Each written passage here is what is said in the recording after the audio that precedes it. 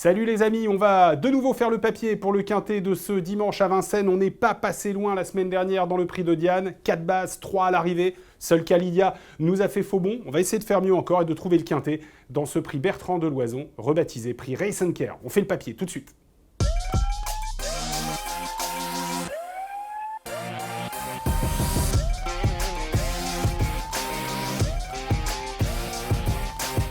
Le prix Bertrand de Loison, rebaptisé prix Race & Care, un hashtag que vous retrouvez sur les réseaux sociaux et qui va vous permettre de vous rendre compte que certes, les chevaux de course sont soumis à des entraînements physiques intenses, à des compétitions intenses, mais qu'on en prend un soin fou, un soin incroyable, qui sont bichonnés dans les écuries d'entraînement et d'élevage. Hashtag Race & Care, le prix Bertrand de Loison qui soutient cette initiative du Race & Care. 2850 mètres à parcourir, on rend 25 mètres à partir du numéro 11, Cicero Noah.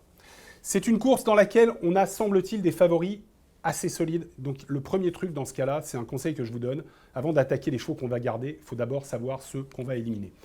Personnellement, moi je pense qu'il faut éliminer Candidat d'Ortige, dont le dernier parcours n'a pas été favorable, mais il a cédé très vite et ses performances depuis le début de l'année ne sont pas bonnes.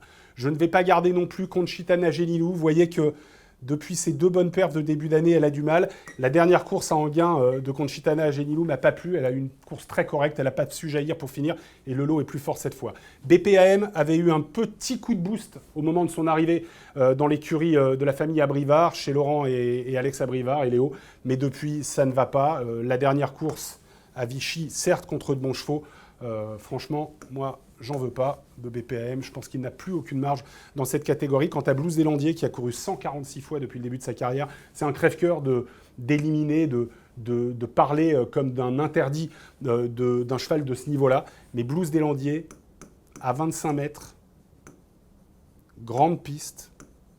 Alors certes, il y a Mathieu Abrivard, mais est-ce que ça va suffire ? Je ne sais pas. En tout cas, moi, je vais prendre le parti de ne pas le garder. On a déjà enlevé 4 chevaux. Vous allez voir tout à l'heure qu'il y a des points d'interrogation, mais pour l'instant, notre boulot, c'est de dégager des bases. Domingo Della en est une. Je vous parlais du papier fantôme de certains chevaux qu'on a éliminés. Regardez Domingo Della depuis le début de l'année. Il n'est pas sorti des 2 premiers. La dernière fois, sur un parcours de tenue de la grande piste, il faisait son dernier kilomètre de loin le meilleur en 1,10,6. Les derniers 500 en 1,8,7. Il est incontournable. Le seul truc, c'est que la dernière fois, Jean-Philippe Borodashko, il a dû jouer des coudes dans la montée. Il a un peu forcé, même carrément forcé le passage. Ça lui a valu 2 jours de mise à pied. Il s'en est excusé après. Il était un peu contrit d'avoir mis hors course un de ses adversaires, qui est revenu bien finir d'ailleurs, drivé par Tony Lebelair. Est-ce qu'il va être aussi agressif dans le parcours, Jean-Philippe Borodashko, cette fois ? À voir. Et si ce n'était pas le cas, il pourrait se retrouver piégé. Ou alors, il faut aller devant. Mais s'il va devant, il est peut-être un peu moins efficace. Donc c'est le seul petit truc bémol, entre guillemets, pour la candidature de Domingo Della, qui sinon est absolument incontournable. Incontournable également, Carnaval du Vivier, seulement 3e la dernière fois, mais quand même, hein, Foxtrot Sea, Gangster du Vallon, ce sont de bons chevaux. Gangster du Vallon a fait l'arrivée du GNT à Toulouse cette semaine, et c'était à Bordeaux. Bordeaux, c'est corde à droite. Et corde à droite, il va, Carnaval du Vivier, mais il est moins bon que corde à gauche, comme sur la grande piste de Vincennes, où au milieu du mois de mai, il devançait dans un bon chrono, une 13-9, Diva du Granit, Candidat d'Ortige, Conchita Nagelilou. C'est un cheval qui a absolument besoin de courir caché, mais son papier depuis le début de l'année montre que c'est un cheval d'une très grande régularité. Il ne faut pas tenir compte de la disqualification l'avant-dernier coup, parce qu'il avait gagné, mais il avait été disqualifié pour avoir mis hors course un adversaire. Autre concurrent incontournable, Elvis du Vallon. Il faut impérativement pour lui courir caché. Il a plus que 200 mètres de pointe, il peut venir sur 300, 400 mètres, mais c'est vraiment dans cette configuration qu'il est le meilleur. La dernière fois, il n'a trouvé que Firecracker pour lui barrer la route du succès en 1,11,9. Chrono d'enfer sur le parcours qui nous intéresse de 1850 mètres grande piste. Un parcours sur lequel il était présent, presque voisin le parcours, on était sur 2007 grande piste au mois de mars. C'est son avant-dernière sortie à Vincennes. Et par qui il était battu ? Par Firecracker, dans un excellent chrono, une fois de plus, 1,12,2. Il est incontournable, même à 25 mètres. Attention à Jerry Môme. Alors, Jerry Môme, c'est une 6e place seulement la dernière fois. On pourrait se dire, 6e, c'est quand même pas mal, parce que Violetta Jet, Davidson Dupont, étonnant, Décroix Castellet, il court le Balière, le René Balière, un groupe 1, ce dimanche. c'est pas la même catégorie quand même. Sauf que la 6e place de Jérimum, elle est pas bonne, je trouve. Il a fini assez loin sans jamais vraiment donner d'espoir à ses maigres preneurs.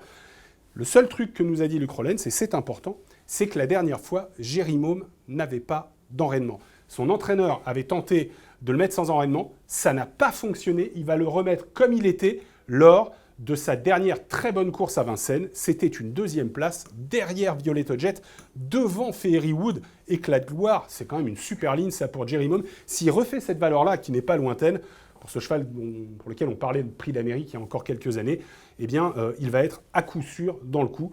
Ne vous inquiétez pas si vous le voyez partir sur sa droite pour finir, c'est toujours le cas. On a vraiment là 4 chevaux qui, à mon sens, sont incontournables. On récapitule. Domingo Della et Carnaval du Vivier en tête. Également à 25 mètres, incontournable, Elvis du Vallon et Jérimum. Et alors maintenant, il va falloir qu'on parle des autres. Ceux qu'on va garder, ceux pour lesquels on se pose des questions, on hésite. Le premier avec lequel on hésite, c'est Martine Deboss. Ça va pas, Martine Deboss, en ce moment. 3 courses, les 3 dernières, 3 fois disqualifiées. Mais son entraîneur, Fabrice Soulois, nous dit qu'il a connu des problèmes au genou et que depuis, il a été soigné et qu'il est bien au travail, qu'il est bien souple. Est-ce que ça va suffire ? S'il revient au niveau qui était le sien quand il faisait l'arrivée de Bonquintet, il a tout à fait le droit d'être dans les 5. Mais bon, il y a quand même un point d'interrogation. La dernière fois que Jean-Michel Bazir a été au sulky d'Éveil du Châtelet, déféré les 4 pieds, alors qu'Éveil du Châtelet, vous le voyez, est un cheval monté, clairement, lauréat de classique au trot monté, eh bien la dernière fois qu'il a été au sulky de son pensionnaire dans cette configuration, c'était il y a à peine plus de 2 ans. Le 21 juin 2019. C'était seulement une 8e place, mais la fin de course était bonne. Si vous avez l'occasion et que le cœur vous en dit, allez la revoir. Elle était bonne en retrait. En gros, c'est la première fois qu'Éveil du Châtelet, depuis de longs mois, se présente dans une course attelée avec des ambitions. Comme nous l'a dit Jean-Michel Bazir, je pense qu'il faut s'en méfier. Méfiance donc pour Éveil du Châtelet. Est-ce qu'on va le garder ou pas ? Ça, on ne sait pas encore. Là, il y a 2 juments a priori qui sont totalement inséparables au papier. Donaviva, Diva du Granit. Elles ont toutes les 2 couru de très bonne façon la dernière fois. Bon, derrière Domingo Della qui gagnait pas de loin, mais vraiment avec, semble-t-il, de la marge sur ces 2 juments. Le seul truc, c'est que Donaviva avait connu des malheurs dans la ligne droite. Elle n'avait jamais pu vraiment s'exprimer. Dominique Lecneux n'avait pu la lancer que dans les 100 derniers mètres. C'était trop tard. Elle n'avait pas pu refaire Diva du Granit qui avait été un peu plus près de la tête dans le parcours. Mais bon, je pense que ce sont 2 juments qui sont vraiment à placer sur la même ligne au départ d'une course. À 25 mètres, il y a Cache du Rib. Grande piste. Il est en forme, Cache du Rib. Il vient de bien faire, mais piste plate à Laval. Là, c'est 25 mètres, grande piste. 25 mètres, grande piste, Cache du Rib. La dernière fois, c'était là. C'était sur la grande piste. Alors, il n'était pas à 25 mètres, c'était 2850 mètres, mais il était 8e. Il courait bien, mais quand même très nettement devancé par Jérimum. Affaire d'impression ou pas, est-ce qu'on va le retenir ? On va voir si on a la place. Et puis, dernier point d'interrogation, Alcoa. Pourquoi ? Parce qu'il n'a pas couru depuis le 10 avril 2021. Alcoa, qui est davantage un cheval de piste plate, qui fait une rentrée, ça paraît quand même un peu compliqué. Même si à Vincennes, avec des bons parcours, on l'a déjà vu très bien finir, pas plus loin qu'en début de dernier meeting d'hiver. Bon, vous avez compris qu'on a 4 bases. On a des points d'interrogation sur Martine Deboss, sur Éveil du Châtelet. Freya Dupont, moi, j'y crois pas. Elle n'a pas montré ces derniers temps qu'elle avait encore envie de se battre. Cicero Noah, je vous rappelle que c'est le moins riche du 2e poteau. J'y crois pas trop non plus. Je le préfère lui aussi piste plate. J'ai pas l'impression que ce soit une première chance. Donc, Cache du Rib, Alcoa, à 25 mètres. On a vu, il y a des paramètres défavorables. C'est pareil. Je ne vais pas les garder. Donc, en fait, on a 4 bases. On a des associés de Naviva Dinagranit qu'on va garder à coup sûr. Et la question, c'est de savoir ce qu'on va faire de ces 2-là.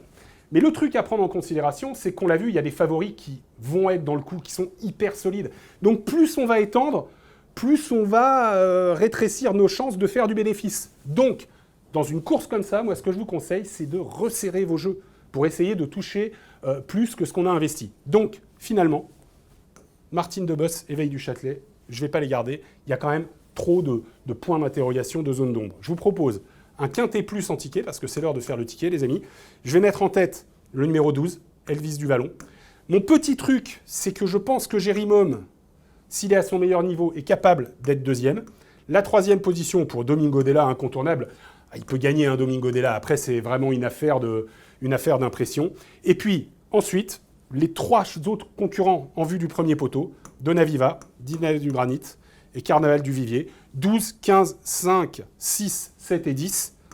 Quintet combiné, 12 €. Voilà, on n'ira pas en vacances très très loin, même si on touche l'or, mais au moins, on a rétréci pour essayer d'optimiser nos chances de gain. Salut les amis, à bientôt.